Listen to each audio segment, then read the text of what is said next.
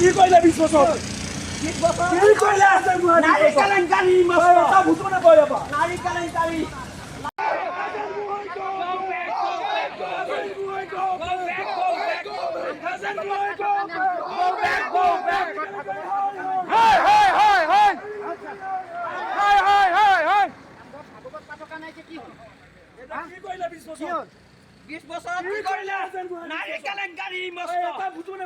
নারী কেলেঙ্কারি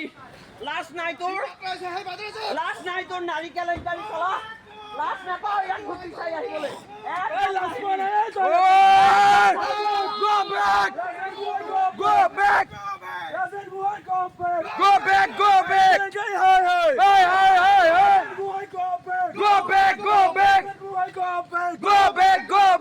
ৰাজেন গোহাঁই ডাঙৰীয়া যিজন ব্যক্তি সুদীৰ্ঘ 20 বছৰ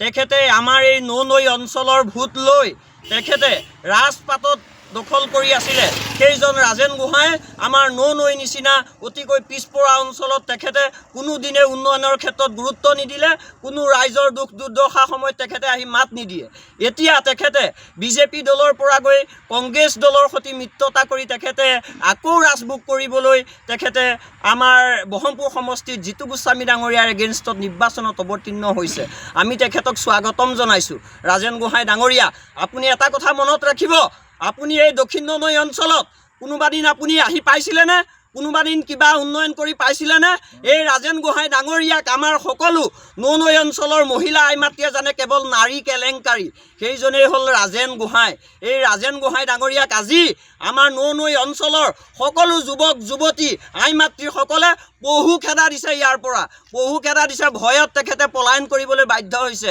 প্ৰত্যাহ্বান জনাইছোঁ তেখেতৰ যদি সৎ সাহস আছে আহক আমাৰ অসমীয়া জনবসতি প্ৰধান অঞ্চলত এঘৰ মানুহত তেখেতে সোমাই দেখাওক তেখেতে ইমান দুৰ্নীতি কেৱল গোটেই জীৱনটো তেখেতে ৰাজভোগ কৰি খালে এতিয়া আকৌ কংগ্ৰেছৰ বুকুচাত উঠি তেখেতে ৰাজনীতি কৰিব আহিছে আমাৰ মানুহখিনিক লৈ আমাৰ পিছপৰা মানুহখিনিক লৈ তেখেতে ৰাজনীতি কৰিব আছে তেখেতক আজি আমি সকলো নৈ অঞ্চলবাসী ৰাইজে তেখেতক আমি বহু খেদা দিছোঁ হয়নে নহয় কওক